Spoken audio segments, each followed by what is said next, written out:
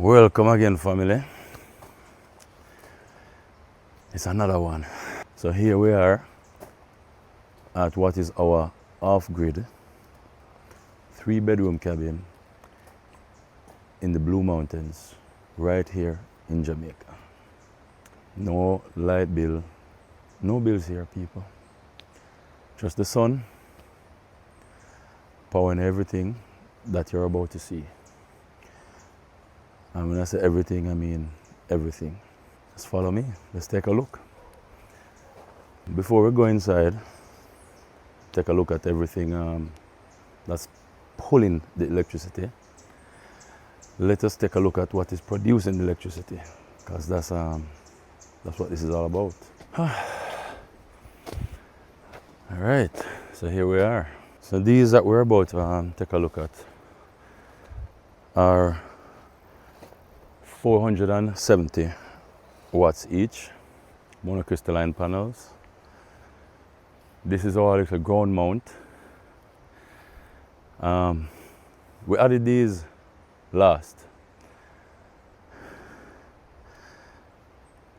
because we really needed them. We incrementally just needed more power over time. We have 54 of the 470 watt panels here. This was just an addition. The house has more panels. It's dangerous to go up there. It's a tall house, so we're not going to go up there. But take a look at this drone footage. There's 66 of some 250 watt panels on the roof, just covering the entire roof. These panels are very old panels, so that's the other benefit of solar. They really last long. And those panels still pumping out a lot of electricity. So I'm pleased. I've had those panels for over, I guess it's safe to say, about a decade. But at the back of the house, we have 7 of the 700 watt panels. So, you know, kind of a little Frankenstein situation going on here. We've been building it over the years. Well, at Essential Solar, as you know, we don't do Frankenstein systems. But, you know, this is my little personal thing, and I've been doing this over almost a decade now. I did it incrementally and just ended up with different solar panels. This part of the property, which is adjacent right in front of where the house is, was pretty much bald. It didn't have many trees. Before we got this property, it was cow pasture. The persons who were using it before were grazing cattle here. So I guess for that reason, there wasn't many trees in this location. So we didn't cut many trees, and we just made use of the space in this way by putting on all these panels here, because, you know, we need the power, and you will see soon why we need all this power. For just those of you who are wondering, just take a look. The panels are not really thrown down on the ground, like they're mounted on curb wall blocks. So they're properly mounted, and they're properly grounded as well, which is very important. You know, to safeguard your equipment, grounding is very important. The other part of the story, the power room. Let us go and take a look at that now. All right, family, welcome to the power room. First, I'm going to remind you that we do not sell these items to new customers at Essential Solar. If you do have an existing system, we provide full support. So take a look. These are gel batteries. What we have in here is 80 of these 12 volt, 200 amp hour gel batteries. Just keep that in mind, because you will see what these batteries are running all through the night. I have 2 tank type water heaters. Each of them is 40 gallons. That's 80 gallons of hot water. All right. Oh. These are inverters. This one is a 20,000 watt inverter, 20 kilowatts. This runs the house As I mentioned, this is kind of a little incremental system, a little Frankenstein system, if you will. We set up the EV charger. The 20 kilowatt inverter was a little bit, I wasn't confident it was going to run everything at the same time. So to future-proof the system, we added another 20 kilowatt inverter. This is just for EV charging. We actually have 3 EV chargers. One of them is, different plugs, different plug types, already hooked up to this inverter. So that's what this additional inverter is for. This one runs the house, this one does all the EV charging. Very important. Now remember, this is an old school system, so the charge controllers for the additional panels are separate. So we have 1, 2, 3 additional charge controllers. And what the charge controller does for an off-grid system like this, it just simply breaks down the power that is coming in at a higher voltage and lowers the voltage and charges the batteries. It also prevents the batteries from being overcharged, prevent you from exploding your batteries basically. So that is very important. For our new customers, we do not sell these types of systems because these are I guess you could say, are becoming outdated. There are better options out there now for comparable price. Solar is an investment, so the price matters. But yes, there is better technology out there now for the same price, or even a little bit cheaper in some cases. So just keep that in mind. But this is what I got many years ago, and it's still printing money for me. So I don't see why I should replace it. It's doing the job. The batteries might last only about 5 years. Yeah, they lasted me 5 years the last time. Lithium batteries will last up to 15 years, or some people say even more. But I mean, 5 years is good enough. It's way cheaper than paying an electric bill, just the same. So I'm fine with it. Right beside the power room, I may as well show you a washer and dryer. Now for those of us that are more geeky, the water heaters is about 3,500 watts between the two of them that they pull. The dryer pulls 6,000 watts at peak, and the washer, pulls a little bit, maybe 1,000 watts at peak. You can go and count how much power that is, right? So washer and dryer in the middle of the bush. When I say we are in the middle of the bush, we're in the middle of some bush in the Blue Mountains. Next on the list of those things that are pulling the power, as I mentioned, we had to upgrade the system to accommodate this. This is an EV. This is one of 2 electric vehicles that we routinely drive fully electric.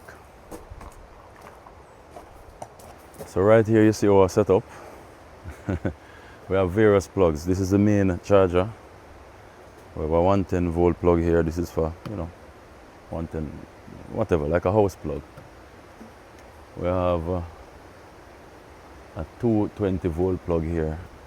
This is in case you have another EV, and if this plug type doesn't work, you can always plug in your EV charger into this one. I guess it speaks for itself. It's there and it's working nicely. So when we reach home, we just plug in this. This is the main question you get from people when it comes to EVs. There's no charging station. Where you going to charge it up?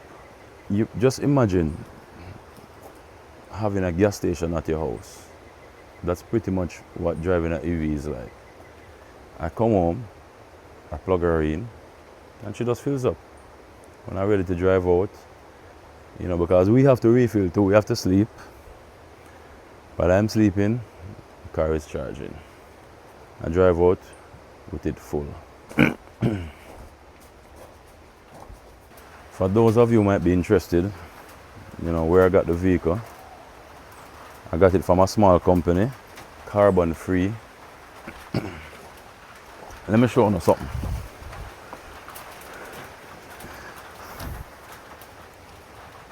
Take a look. Yes, this is my little fridge. And in case you're wondering, this comes with the vehicle, built in. In what you'd call the frunk, there's a refrigerator / freezer. Anyway, let's keep it moving. Rain just start fall. Welcome to my off-grid 3-bedroom cabin in the Blue Mountains. Oh yeah, that's it. Nice and cool. It might be raining outside, but it's still hot. Alright, so here we are. So now, I'm not good at house tours.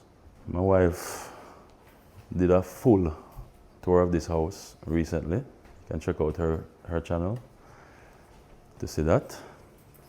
But I'm going to show you my part of the work, you know. The power, what use the power. And I'm going to, you know, I'm going to disclose the fact that I'm a bit of a bougie fellow. So, I like modern conveniences. I really love nature. But I like modern conveniences too. So finally, it's like I get my dream with solar technology and I could just live the life I want to live. I spend most of my time in places like these. You know, I really don't like pollution, I don't like crowd. We've had lots of comments on the channel like who, you know, I've showed my smaller cabins, a few other homes. And I say, who did it for you and all that? And I've never really disclosed it because, you know, we didn't want to get unwanted queries. But the truth is that the home was built by Essential Solar, by our staff. And we're saying this now because we have decided to take on serious, those, you know, anybody who might be serious about building an off-grid dwelling / structure that is fully solar powered. Well, I'm saying that just to make it very clear. If you're not going to use solar, if you're not planning to do a sustainable building, you definitely don't want to call us. Let's take a look at the power. Where do I start? Well, I'm pretty much looking at it right now. Let's run through it. It's a lot of stuff.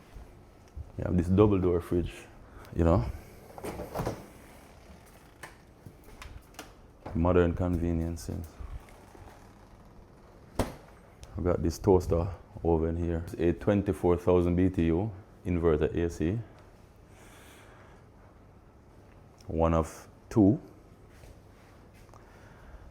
in the living space. Open concept living, dining, kitchen space. You know, in the kitchen we have everything, man. We have everything. I mean, everything that you might want. We have a drawer full of appliances.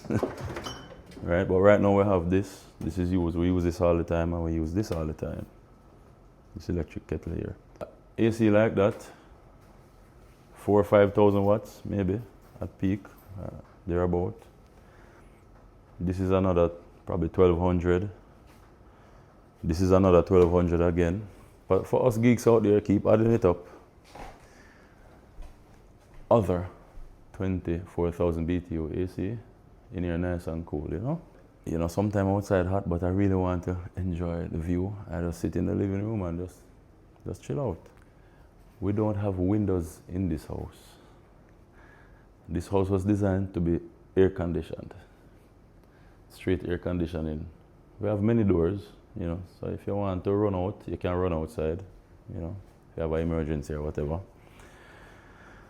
but no windows that you can jump through. Next thing, electric cooktop, 4 burner.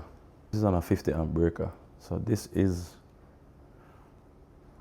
this at least 7,000 watts if you're using all the burners. All right, so we can geek out on that. 7,000 watts if you're using all the burners now. We have our extractor fan here.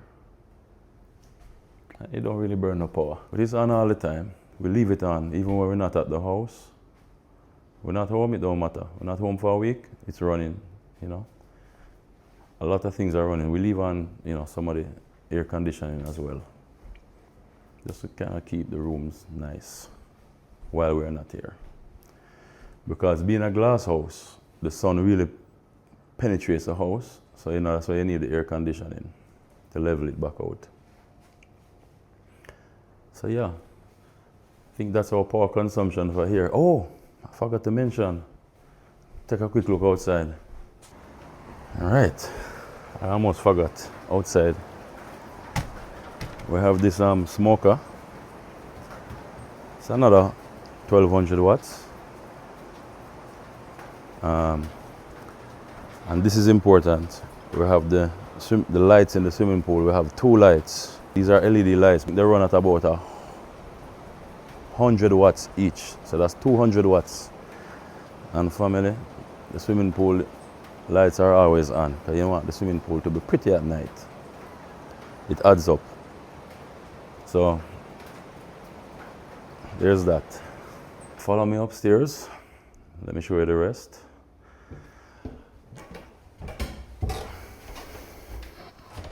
Modern conveniences. This is internet, Starlink internet. What technology is a nice thing, you know, as long as we don't abuse it.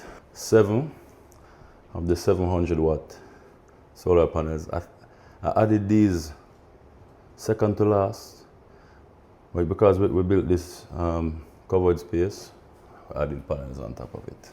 So this hallway now, you can see that the sun comes through this glass. So this hallway could get really hot. So because of that, boom, we drop a 12,000 BTU AC in the hallway. This is a 3-bedroom dwelling. Let's take a look here. And yes, yeah, from every bedroom you can see, you can see outside. This room has a 12,000 BTU AC in it, inverter AC. This is the smallest bedroom. I mean, we had this bed custom made for this little corner. This is made for people to just get together, you know, and just enjoy each other's company. So the kids like to be in this room. Kids them love this little room here. So that's bedroom number 1. This is not the master, but this actually is, to me, is my favorite bedroom. This is number 2 bedroom. Look at that. It's as if you're sleeping outside, you know. Water glass. You can see everything. This is a 18,000 BTU AC. To do with power draw, the amount of electricity that air conditioning use, they don't use that much. They don't use the peak amount unless you are the type of person who is going to turn the temperature down to like Arctic cold, which we do not recommend because that's very uncomfortable. I mean, the AC can go down to like 16 degrees. That's super cold. We usually keep them at about 24. And in the living space, they're even up to like 26. So there's not a huge power draw from the ACs when I am here. No, I don't know about, you know. We do share. We share our home, so others may turn it down colder, especially if they're visitors from colder places. But yeah, man, this bedroom is my favorite bedroom. You just see, words cannot describe all this. You have to be here to understand this. Not that it uses a lot of electricity, but you know, if you have electricity, you can have your blinds automatic, which was very important to me because you know when you wake up and you just want to see outside, you just press the remote and it will just reveal the view, which is the whole point of being here, is you know, the view, the smells, the sounds. It's magical. So the last room where there is, you know, significant use of power is the master bedroom. Oh boy.